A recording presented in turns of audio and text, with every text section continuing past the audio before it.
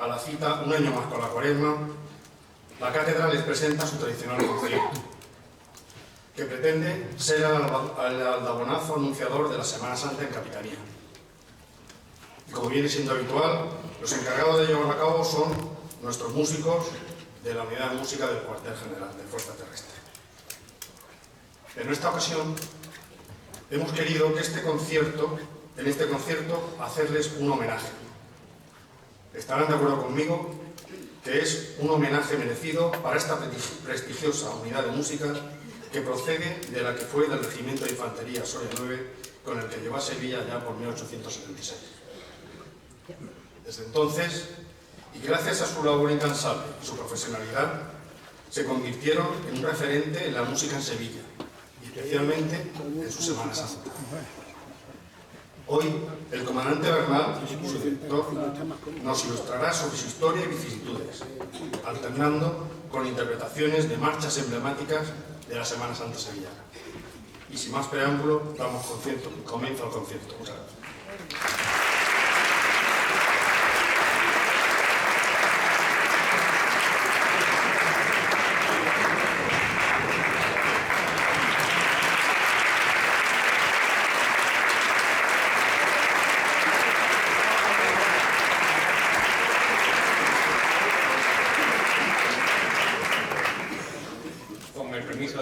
Mi general.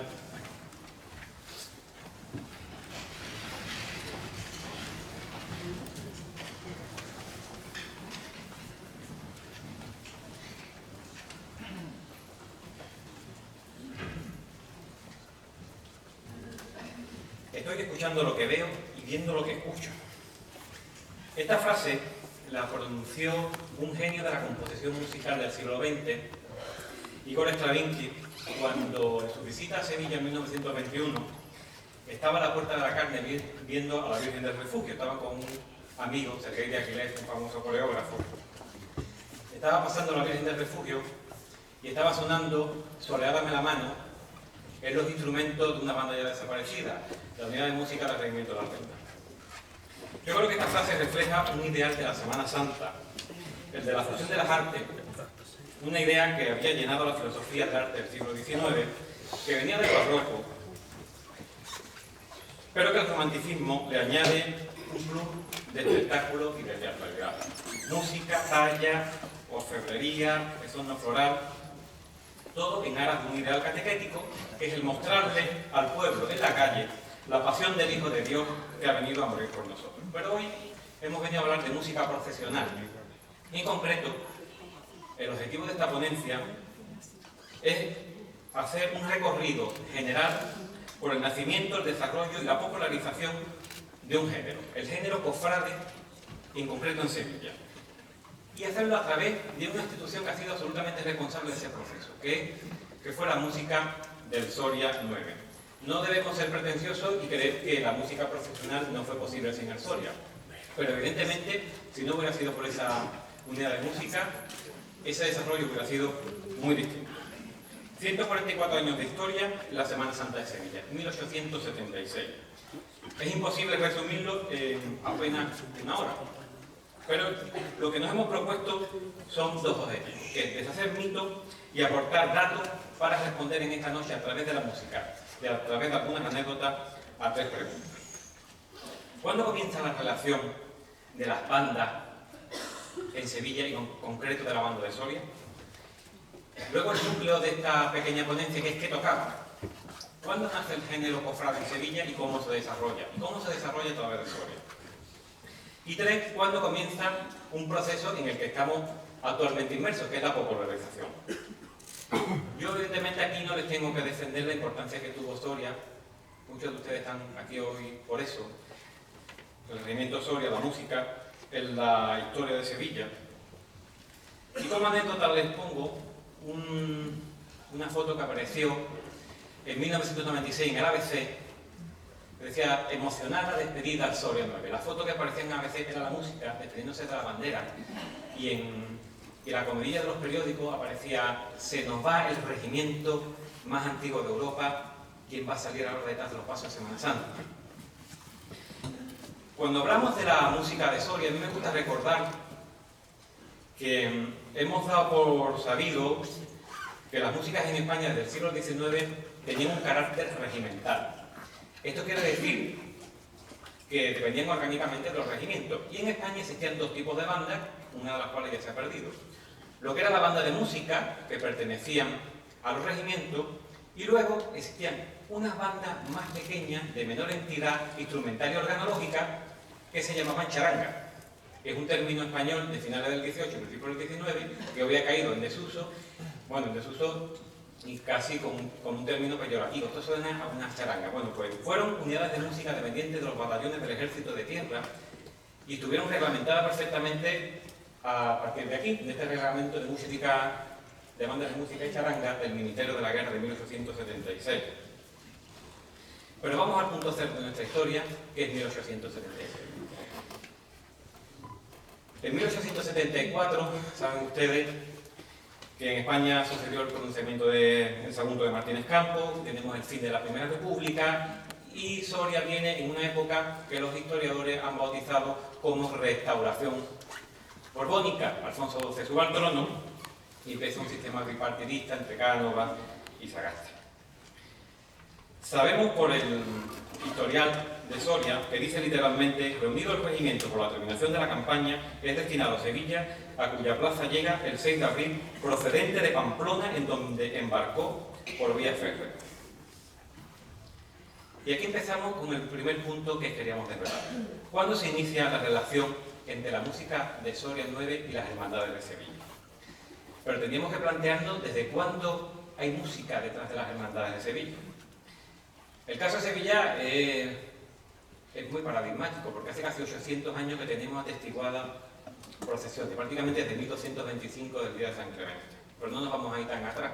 Sabemos hoy en día, los musicólogos saben, a través de las actas capitulares de las catedrales, que a finales del siglo XV ya hay música detrás de las procesiones en Sevilla, de las que se hacían dentro de la catedral y alrededor de la catedral. La institución, una de las instituciones musicales más antiguas de Europa, las capillas musicales de las catedrales, tenía una parte instrumental, los organistas y los ministriles, y una parte vocal, que era la escola, que cantaban gregoriano, y la polifonía, y la capilla vocal, que cantaban polifonía. Ese grupo de ministriles era una pequeña bandita en miniatura que se puso de moda a finales del siglo XV y que va a estar presente en la vida de las catedrales durante siglos.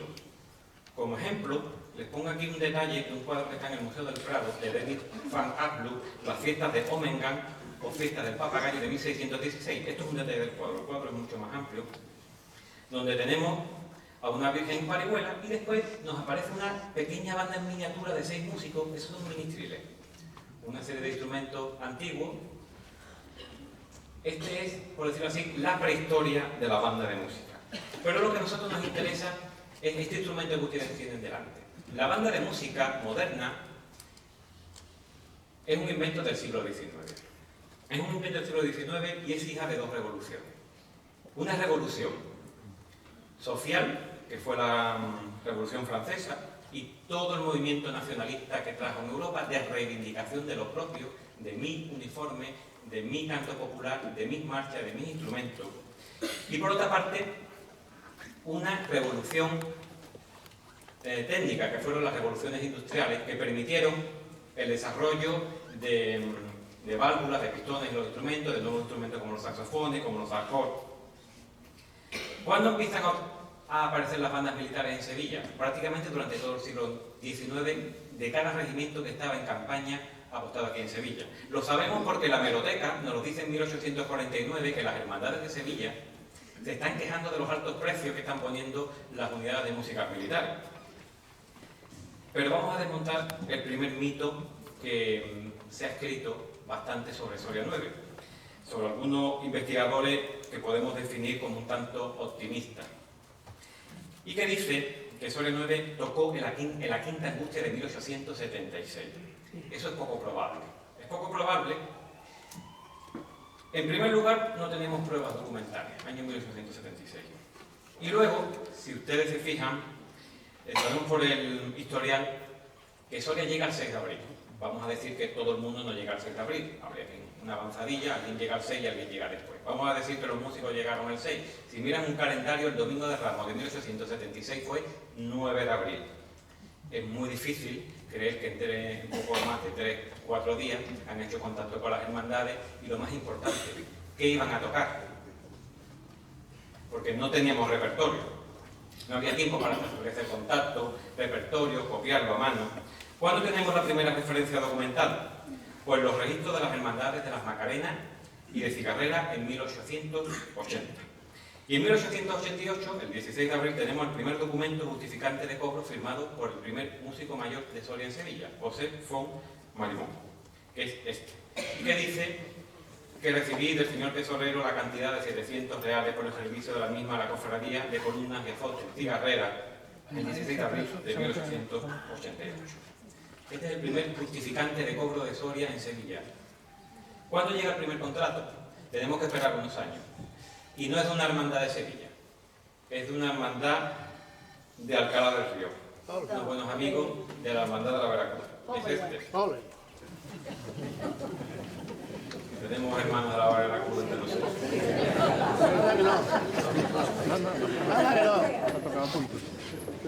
Pero bien, seguimos con esta historia, ya sabemos cuándo empieza. El problema es qué se toca. ¿Qué toca Soria cuando llega? Porque hoy lo tenemos claro, cuando salimos el Domingo de Ramos ya sabemos lo que vamos a escuchar. Pues la respuesta, en principio, es bastante fácil. Marcha fúnebre. Marchas fúnebres adaptadas de obras clásicas. Y eso también lo sabemos por la hemeroteca. Y les cuento que un periódico de Sevilla, Porvenir, en la crónica de la semana, el 5 de abril de 1885, escribe literalmente: cuando comenzamos a escribir esta crónica, percibimos el rumor que producen miles de personas diseminadas por las calles de Sevilla, ansiando contemplar todo lo más posible los artísticos pasos que en los clásicos días de Semana Santa hacen estación a la Santa Iglesia Catedral. Las marchas fúnebres de Chopin, se referirá seguramente a la segunda sonata, y Mozart, no sabemos qué, con el unísono rumor mencionado, forman ese lúgubre contraste apreciado de larga distancia.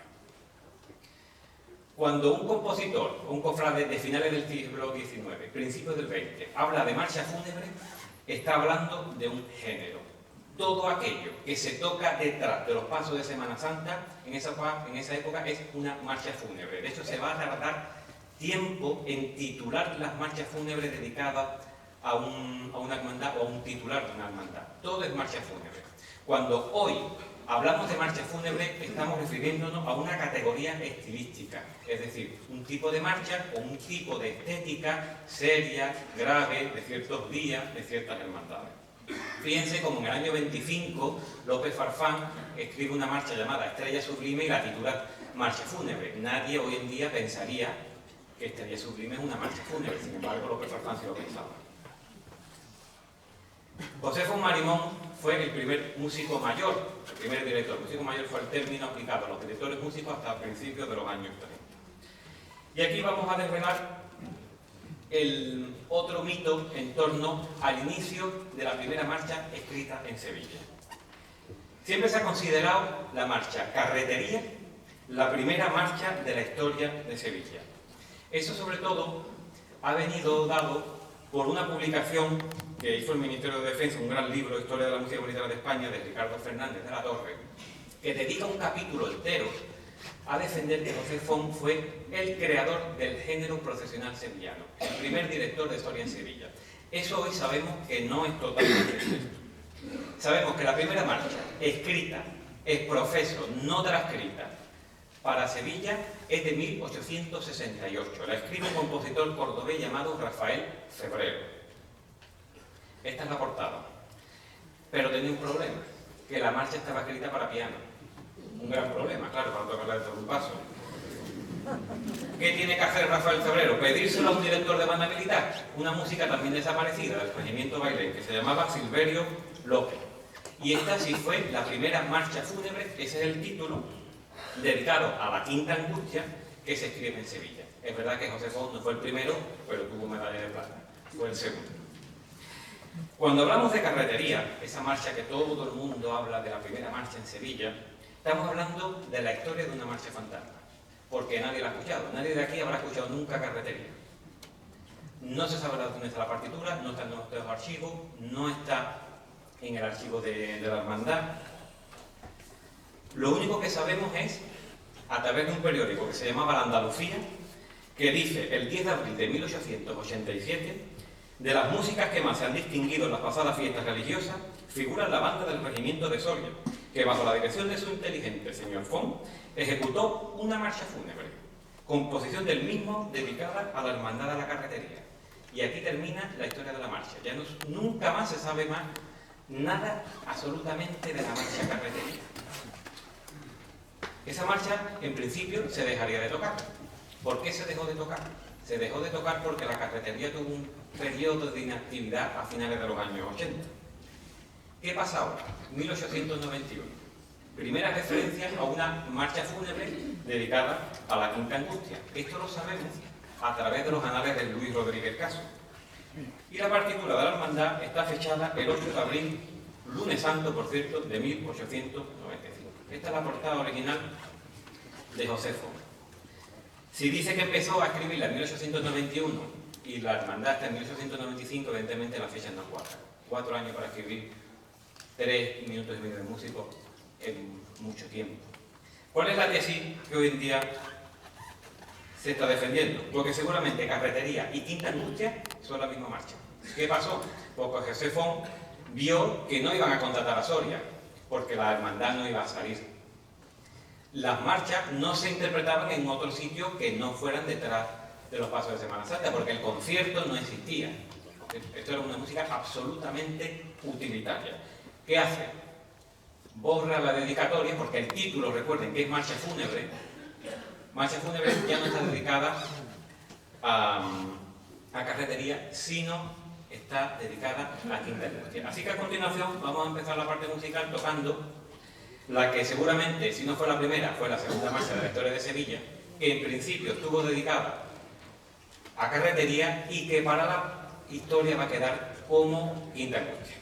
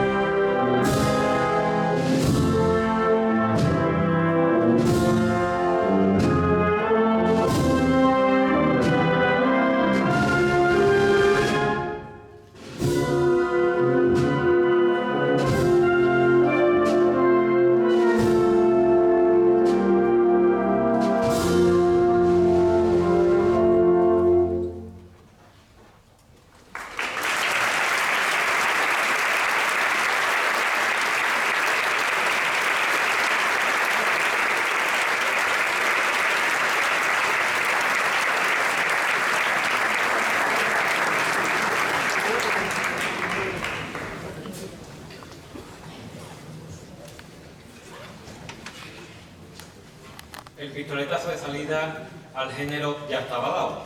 El ABC en 1901 ya anuncia que Soria, con el director de entonces, Benito Hernández de la Cruz, estrenará 7 marchas, 5 debidas a su director. Pero esto que ustedes acaban de escuchar es una marcha del siglo XIX, que está muy influenciada por la música, sobre todo la operística de Verdi, de Wagner, música teatral. Y esto había que convertirlo en la marcha del siglo XX, la marcha clásica de patio del siglo XX. Y el innovador del género, el que va a convertir esta música en la música del siglo XX, va a ser Manuel López Farfán. López Farfán fue director de Soria entre 1919 y 1929. López Farfán va a ser el heterodoxo, el raro de toda esta historia, el que nunca se conforma con lo que se ha hecho, el gran innovador. Fíjense ustedes si fue raro que en el año 25 va y le dedica un paso doble al Betis. No sé qué es muy raro. El Betis Balompié, no es broma, es un paso doble de López Farfán. Yo alguna vez he hablado de los pasodobles deportivos que ya no se componen. Esto era un pasodoble para tocar en los intermedios, los descansos de los partidos, pero compone un pasodoble al Betis, esto como anécdota. Bien, siempre en todas las publicaciones sobre el género, siempre se habla de López Farfán como el convertidor del género en la música del siglo XX. Pero cuando se habla de música siempre se habla con mucha metáfora, nunca se habla de cuestiones técnicas y no cuestiones de meternos en hondura, pero sí de aclararle en qué consiste esa transformación, de lo que ustedes acaban de escuchar, cómo se convierte eso en estrella sublime, en apenas 30 años. Bien, López Farfán cambia 3 cosas fundamentalmente en la marcha. Primero la forma, es decir, la estructura. Tenemos una melodía, luego viene otra cosa. López Farfán lo que hace es fundamentalmente aclarar la forma, que no tenga ningún tipo de abigarramiento, que no suene música del 19 con un contrapunto muy complejo, es decir, limpiar absolutamente la estructura de la marcha. Por otra parte, cambia el carácter, empiezan a aparecer estas marchas luminosas, optimistas. Y lo más importante que hizo López Farfán, quizás desde el punto de vista musical, fue la instrumentación. Va a añadir ocarina, que es un instrumento centroamericano, violines, o solos de oboe, solos de coro con boca cerrada, con texto, y también corneta. Y aquí llegamos a otro punto clave de esta historia, que es cuándo se escribe la primera marcha con corneta de la historia de Sevilla. En muchos sitios se ha dicho que las primeras marchas fueron las que escribe López Farfán en los años 20. Hoy sabemos que eso no es cierto. La primera marcha con corneta de la historia de Sevilla es esta. Marcha fúnebre a la memoria del general Chinchilla de Francisco Soler Ridaura, 1901. Por cierto, era músico de Soria, pero era instrumentista, no era director. Sería director años más tarde. Esta marcha era una marcha fúnebre que dedicó al general José Chinchilla y Díaz Doñate, que había sido capitán general de Andalucía, y aparecen fragmentos de la oración tocados por corneta en medio de la marcha. Y aquí, siempre que se toca mucha marcha escrita para Sevilla, como por ejemplo Semana Santa en Sevilla de Marquina, aparecen algunos toques que nos llaman la atención, como lo denominan, que algunas veces hablan de himno nacional, que si se introduce himno nacional, que se introduce marcha real, algunos que hablan más clásicos. Me gustaría que escucharan este toque de ordenanza.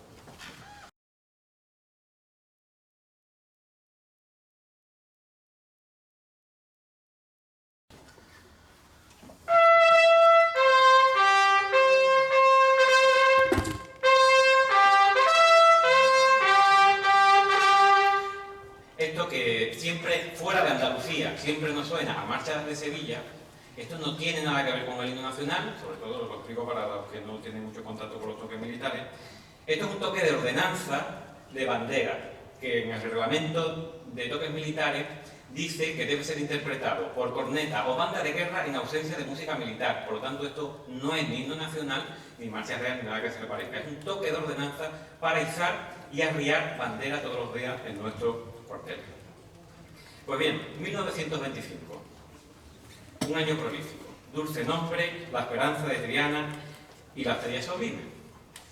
Y en este punto a mí me gusta siempre aclarar, aunque ya se ha escrito bastante y sé que la mayoría lo saben, que la marcha de estrella sublime no está dedicada a la Virgen de la Estrella, sino que está dedicada a la Virgen de la Iniesta. Esta es la portada original que escribe Lope Farfán para esa marcha.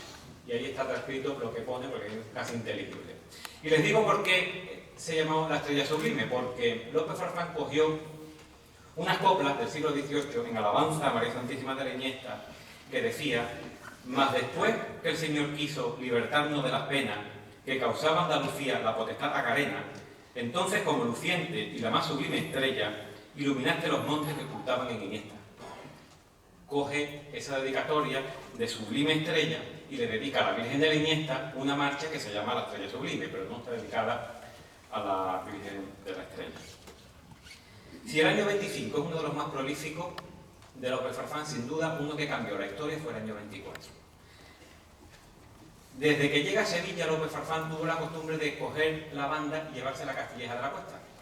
Y allí escucha un famoso coro de campanilleros de Nuestra Señora de la Soledad, la Hermandad de la Plaza. Fruto de ello fue que fraguó la idea de escribir una marcha que contuviera esas canciones, esas tonadas que cantan los campanilleros, introducirlas dentro de una marcha. Así que llamó al director del coro y le pidió: por favor, canta algo que cantéis en el coro y yo puedo transcribirlo. Y Lope Farfán escucha esto.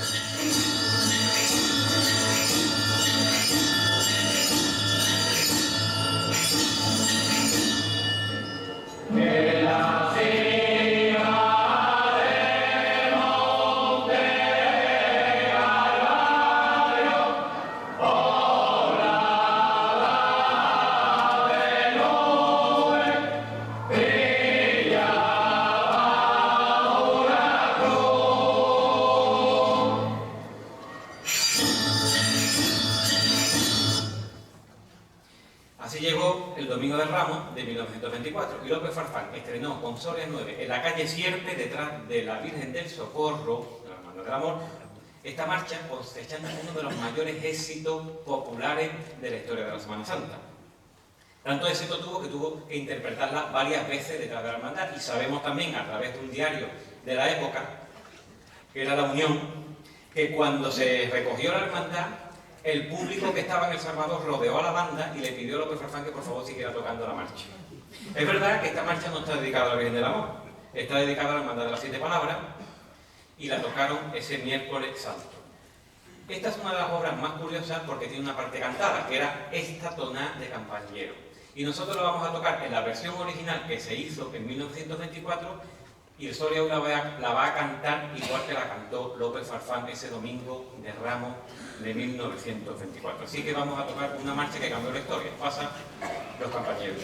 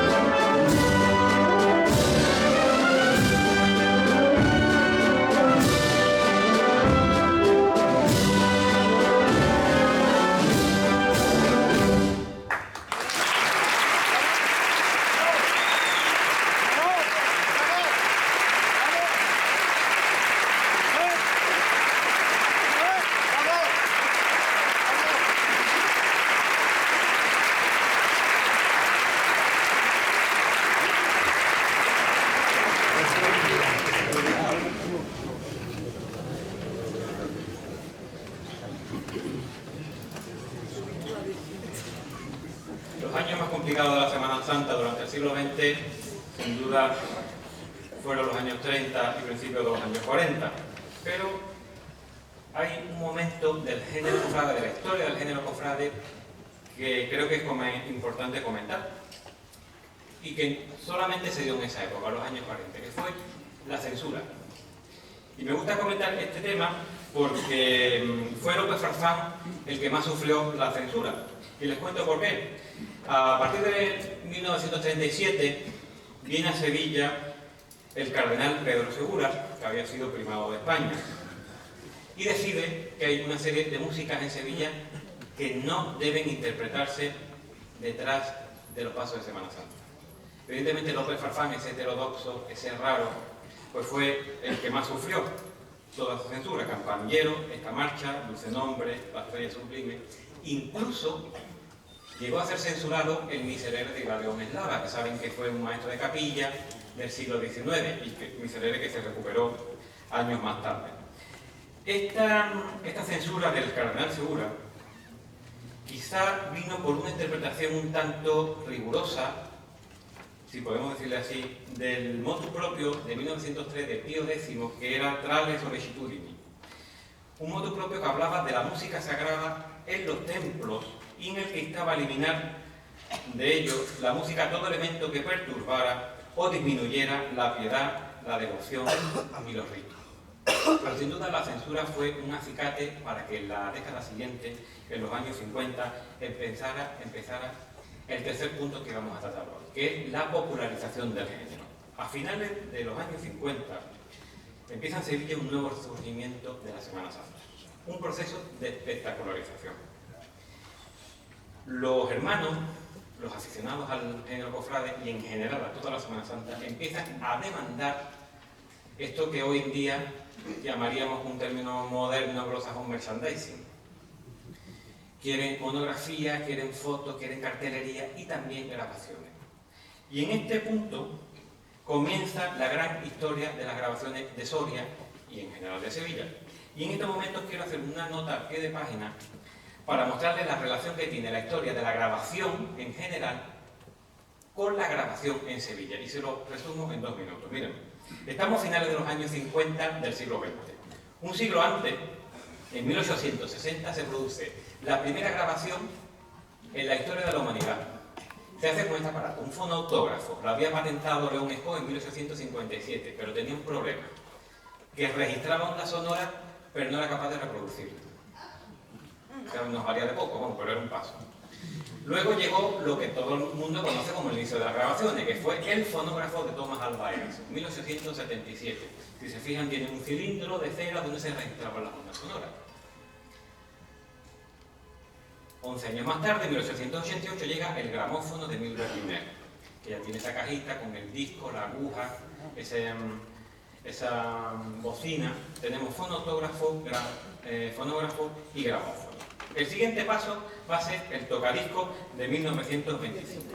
En todo este tiempo, la industria de la grabación lo que busca es, primero, un soporte de más calidad para el disco. Estos discos que ustedes están viendo son de pizarra, son de cartón parafinado, son de cera, materiales muy endebles. Y por otra parte, que el disco vaya más lento, porque estos discos iban entre 78 y 80 revoluciones por minuto. Y les cuento una anécdota relacionada con Sevilla. En 1931, la banda municipal de Sevilla quiere hacer una grabación. Quiere grabar Soleada de la Mano en disco de pizarra. Iba tan rápido el disco que tienen que grabar media marcha por una cara y media marcha por la otra, porque no cabe. Era tan larga que no cabe. Eso es cierto, los discos le van muy rápido. Entonces esto fue un proceso muy paulatino. ¿Qué invento tenemos más? Pues nos vamos a los años 40. Bajan las revoluciones a 33, han conocido los discos de 45. Se inventa el microsurco, que eran esas guías que te daban todos los discos para que la agüita lo siguiera. Y viene un gran invento, que era un nuevo material para los discos llamado policloruro de vinilo. Se inventan los discos de vinilo que muchos de ustedes, supongo, aunque son todos muy jóvenes, habrán conocido. Discos de vinilo, que hoy parece que están resurgiendo, pero se inician en los años 40.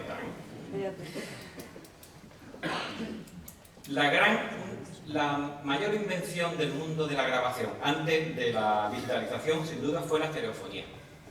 La estereofonía consiste en que yo tengo una entrada de sonido en un lado, la tengo en otro, es posible hacerlo con más, y luego yo hago una mezcla y creo una textura por la cual da la sensación de que tenemos el grupo, la orquesta, el coro muy cerca. Es decir, que estamos escuchando música en directo. Esto evidentemente no es totalmente cierto, pero bueno. Y este invento de la estereofonía es de los años 50. Pues les doy dos fechas. 1954 se inventa la estereofonía industrial y se empieza a hacer películas en Hollywood con sistema estereofónico. 1958 se inventa la estereofonía de carácter comercial para los discos. 1958, pues muy bien. 1959 Sevilla hace sus primeras antologías de la Semana Santa de Sevilla en 2 vinilos. ¿Quién participa? Soria 9. Aquí lo tienen, 1959. Eran 2 vinilos que ideó la discográfica Pax. Y en estos 2 vinilos lo que querían hacer es recoger toda la esencia del espectáculo sonoro de la Semana Santa sevillana, donde se incluyen toques militares, marchas de procesión, saeta y supuestos reportajes en directo de la salida de las hermandades. Participaron Soria 9, la banda municipal, la banda de clarines del Regimiento Segundo 7 y distintos saeteros de prestigio de la época. Esto es un disco en común con otros artistas. Tendríamos que esperar a 1965 para encontrar el primer disco de Soria 9 en solitario, que lo hace por la casa de discos Alhambra.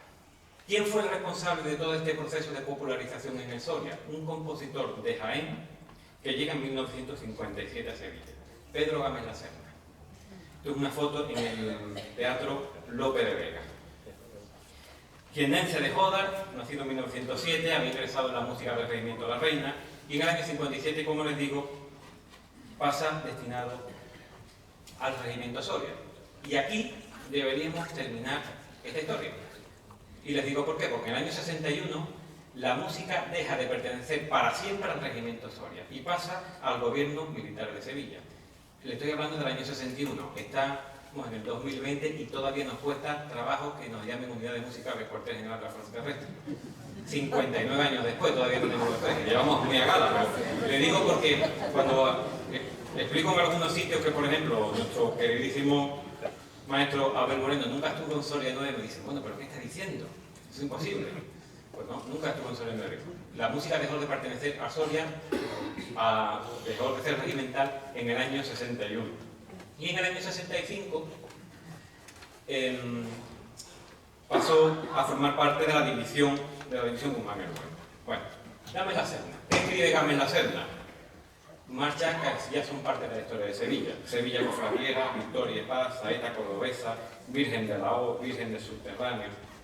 Y en cuanto a disco, 1965, primer single, como se llamaba, de Soria 9, con 2 marchas, Corpus Christi y Virgen de las Aguas, una marcha de un compositor de Soria, Santiago Ramos. 1967, marchas de la Semana Santa de Sevilla, graba 2 marchas suyas, Pasa la Virgen Macarena y Saeta Cordobesa. Segundo disco en solitario de Soria. Año 65 y año 67, perdón, aunque ahí pone en el lateral 64, eso fue un error tipográfico del diario Sevilla, esto es de Paz de 1967. Un long play, como lo llamaban, un LP de vinilo estereofónico, con marchas clásicas. ¿Qué graba Gámez La Serna? Fundamentalmente repertorio clásico. ¿Y quién es Gámez La Serna estilísticamente? Un clásico, un continuador de la gran marcha clásica de palio de los años 20. Un continuador de la Estrella Sublime y de marchas similares.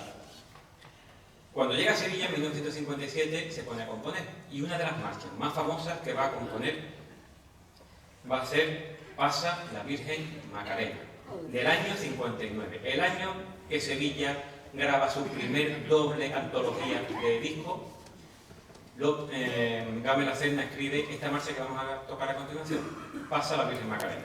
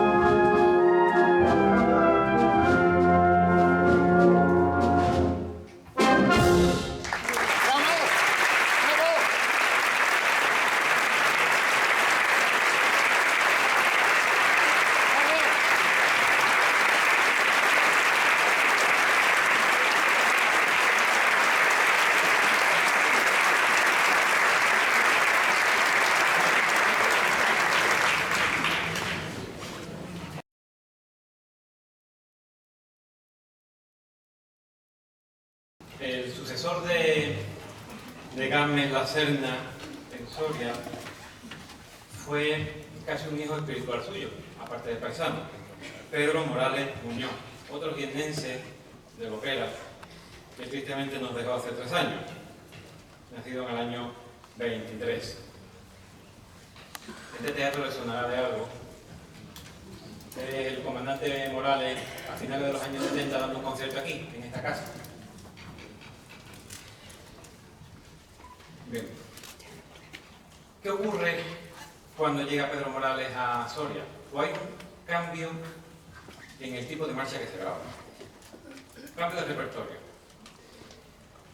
Si les he dicho que Gámez La Serna graba fundamentalmente repertorio clásico anterior a él, Pedro Morales empieza a reivindicar los compositores de su época, los contemporáneos a su estancia en Soria.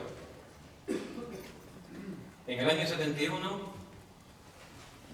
graba esta nueva marcha de la Semana Santa de Sevilla. Y vuelve a ocurrir un error tipográfico ahí del año 68. No es el año 68, sabemos que no es, porque este disco está grabado en el año 71, fundamentalmente porque la última de las marchas que aparece es Virgen de la Paz, una marcha que ahora cumple 50 años, que fue compuesta en el año 70. Era posible que estuviera grabado en el año 68.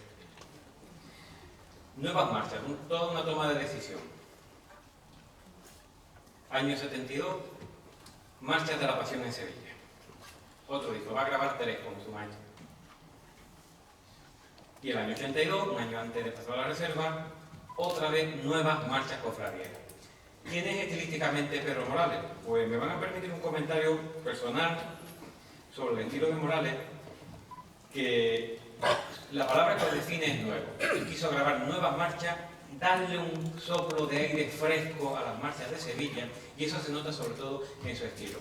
Pedro Morales fue un gran arreglista de música moderna, de cantantes de la época, del mundo de la copla, del mundo del pop, y tuvo una cercanía mucho mayor que Gámez La Serna y por supuesto López Farfán con otros mundos musicales más allá del mundo clásico, y eso se nota en su música. Por ejemplo, en la música que vamos a tocar a continuación, que es Virgen de la Paz, una marcha que cumple 50 años. Por ejemplo, si piensan en el trío, la parte final, casi, si le ponemos un ritmo parecido al del jazz, suena un tanto a swing. Él tenía una nota de música moderna en su música que nunca se había escuchado a los compositores de Soria. Él toma la marcha clásica que viene de López Farfán y de Gámez La Serna y empieza a destilarle muy poco a poco un tinte de nueva música de la que él era partícipe como arreglista. Así que vamos a tocar la penúltima marcha, que este año va a cumplir 50 años, 1970 a 2020, Virgen de la Paz, una marcha que llevamos bastante como bandera, aparte por los buenos amigos de la Hermandad de la Paz, y que marca un antes y un después estilístico tras los grandes clásicos como López Farfán y Gámez La Serna. Así que vamos a interpretar Virgen de la Paz.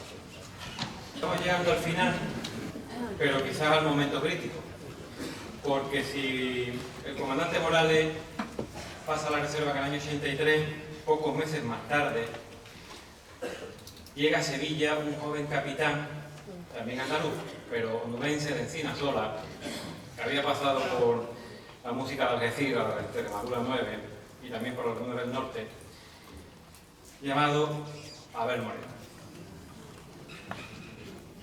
Y Abel Moreno, sin duda, fue el punto clave detrás de todos estos grandes de la música, pero sin duda fue el que cogió el mito de Soria y lo llevó a su máxima expresión. Y lo llevó gracias a la época de oro de la grabación. Abel Moreno, creo que vaya por más de 200 marchas, grabó pues unos 15, 16 discos en apenas 12 años, prácticamente discos todos los años, y llevó la historia del Soria a su fin. Y como resumen, antes de pasar a la marcha, les voy a enseñar algunas portadas para que vean lo que sucedió entre el año 84 y el año 96. Años más tarde de llegar, marchas procesionales en Andalucía con el famoso sello Pasarela. 1987, un disco dedicado a los fondos. y otro a la madrugada, de la que hablaremos ahora. 1988. Al Señor de Sevilla, dirección Guzmán el Bueno, y la primera antología de marchas del Soria 9. Estamos hablando de una música militar que está grabando unos 2 discos al año. Esto ha ocurrido pocas veces en la historia de la música militar, yo creo que de Europa. 1988 también un disco dedicado a la Virgen de los Reyes. 1992 ya empieza a salir de Sevilla y hacen unas antologías de marchas profesionales cordobesas, antologías de marchas profesionales en Córdoba.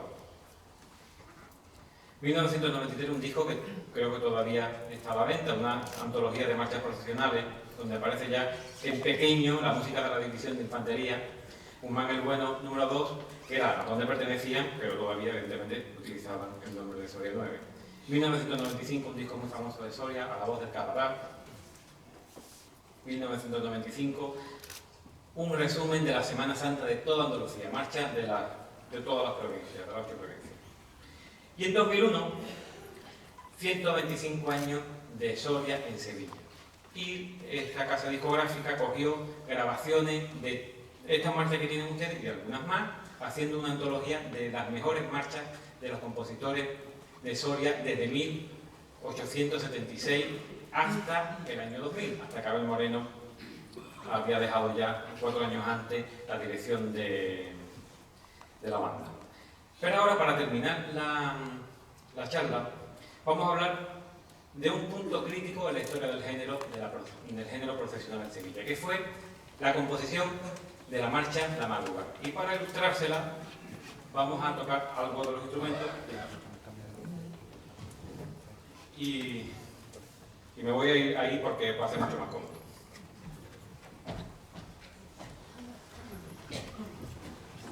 La marcha a la madrugada fue una composición del año 1987. Si, como les dije, López Farfán fue el que crea el paso de la marcha del siglo XIX al siglo XX, sin duda no va a haber una transformación más radical en la historia de la Semana Santa de Sevilla en el género cofradiero como la marcha de la madrugada. Y les cuento por qué. Desde que llega Abel Moreno a Sevilla, está obsesionado con escribir una marcha que describa la madrugada. Una marcha programática. ¿Qué quiere decir esto? La música programática se había inventado en Europa, pues más o menos en el siglo XIX. La primera sinfonía programática de la historia es 1830. Sinfonía fantástica de Berlioz, titulada Episodios de la vida de un artista. Y a partir de ahí fue el momento donde prácticamente todos los compositores del siglo XIX, los sinfónicos, se dedicaron a escribir o sinfonías programáticas o poemas sinfónicos, en el caso de Elizabeth Strauss, ¿qué pasaba con esta marcha? Que quería ilustrar todo lo que pasa cronológicamente en la madrugada sevillana. Pero claro, eso tiene un problema, que ocurren muchas cosas y el tiempo es limitado. ¿Cómo lo hacemos? Aplicándole un tema musical a cada cosa que ocurre en esa noche, a cada hermandad, cronológicamente. Así que nos situamos en la medianoche de la madrugada y aparece por la calle Alfonso XII una hermandad que viene de San Antonio Abad, que es el silencio. Una hermandad seria donde las haya, fúnebre, tanto en la categoría estilística como les dije, como en el género, fúnebre en todos los sentidos, y caracterizada por la música de capilla, de esas saetas musicales que se tocaban en el siglo XVIII, con instrumentos de doble caña, como por ejemplo el oboe. Y él toma un tema que ya había compuesto para un Padre Nuestro, y este es el tema del silencio.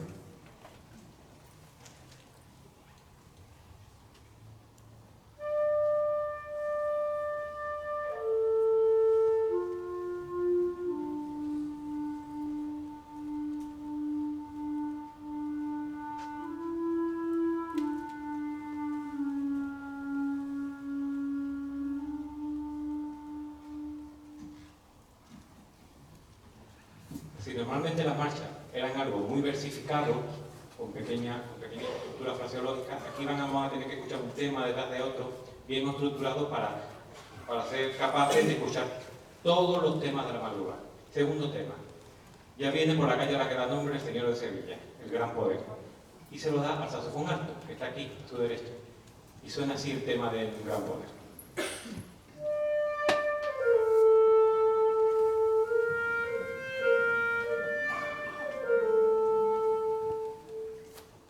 segunda hermandad, el silencio y el gran poder. La tercera que tenemos cronológicamente viene de la Magdalena, el Calvario, un crucificado, esa de las hermandades más austeras de la Semana Santa de Sevilla, y tenemos el tercer tema en los clarinetes al principio.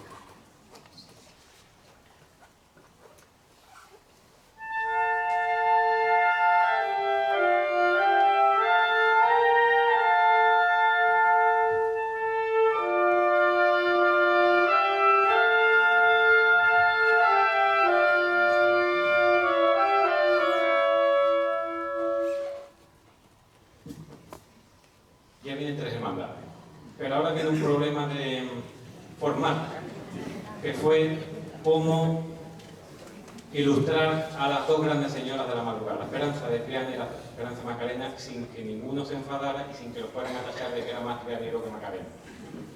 Y eso se lo creó a través de una técnica musical, que es el contrapunto, la polifonía, esa polifonía que venía, como hemos dicho, de la Edad Media, sobre todo del Renacimiento, de poner una melodía encima de la otra y que las dos suenen bien. Una técnica contrapuntística. La Iglesia y el Ejército a día de hoy somos los únicos que seguimos utilizando esa palabra de punto, con punto contrapunto, como sinónimo de nota, sino que se lo preguntan a nuestros compañeros cuando en una formación le dice al cornetín, toca un punto largo, somos los únicos que lo decimos, punto como sinónimo de nota. Bien, pues creó un contrapunto entre dos temas. Uno, dedicado a la Macarena, que está en el clarinete,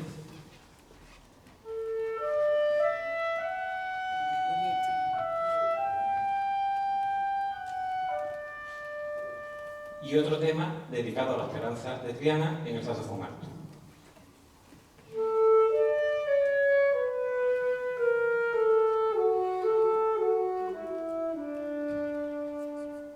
Ahora mismo lo escuchan separado, pero cuando lo escuchen en la marcha, uno va a sonar a la vez que el otro.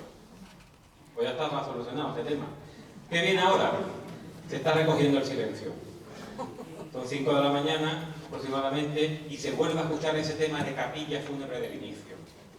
Y poco a poco llega el alba y lo ilustra de una forma pues, muy clara. Estalla la banda, estalla la luz de la instrumentación. Se sigue escuchando el tema de las dos esperanzas en toda la banda. Pero todavía nos falta una hermandad, que es la de los gitanos, nuestro Padre Jesús de la Salud, que suena en la trompeta, allá al fondo.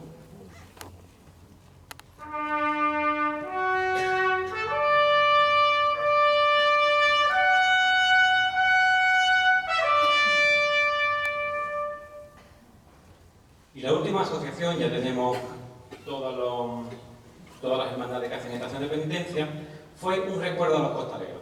Llevamos muchas horas y ese paso arrastrado, racheado de los costaleros lo quiso representar a través de los golpes de dos notas en un timbal.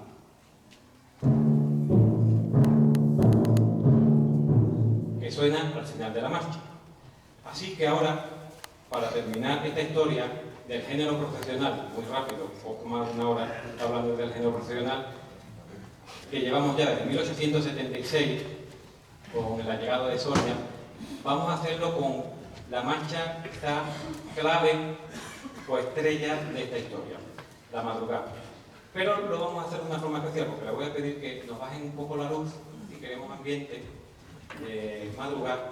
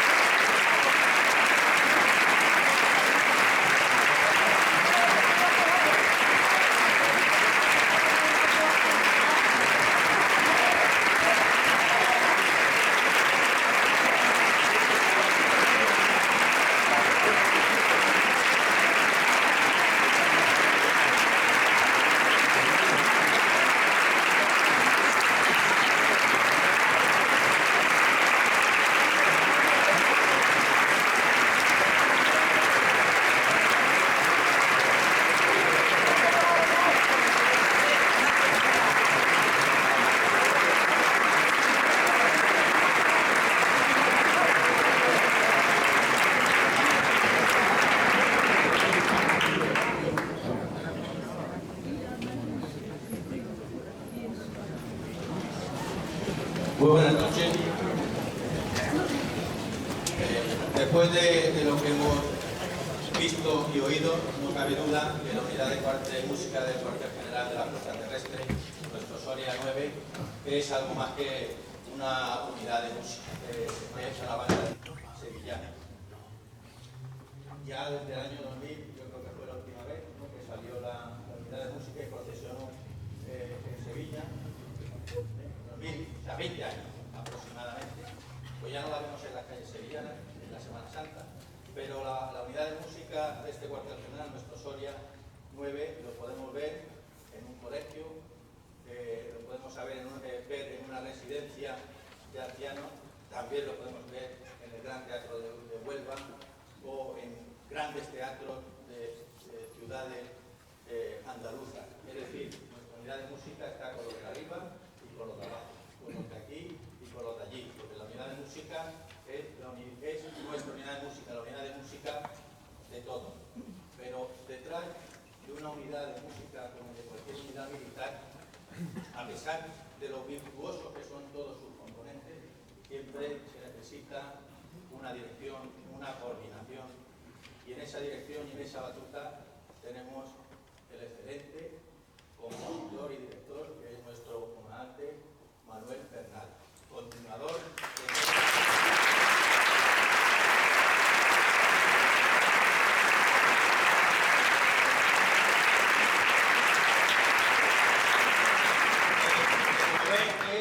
un magnífico continuador de todos los ilustres directores que ha tenido esta banda de nuestro Soria 9, pero también que ha conseguido el prestigio en el ámbito musical civil, en el ámbito musical militar, y por supuesto ese prestigio le ha llevado a obtener el empleo de comandante, porque la última vez que dirigió tenía el empleo de capitán.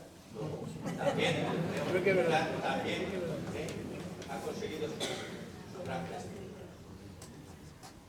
No cabe duda que la Fuerza Terrestre en su conjunto y este cuartel general se siente muy orgulloso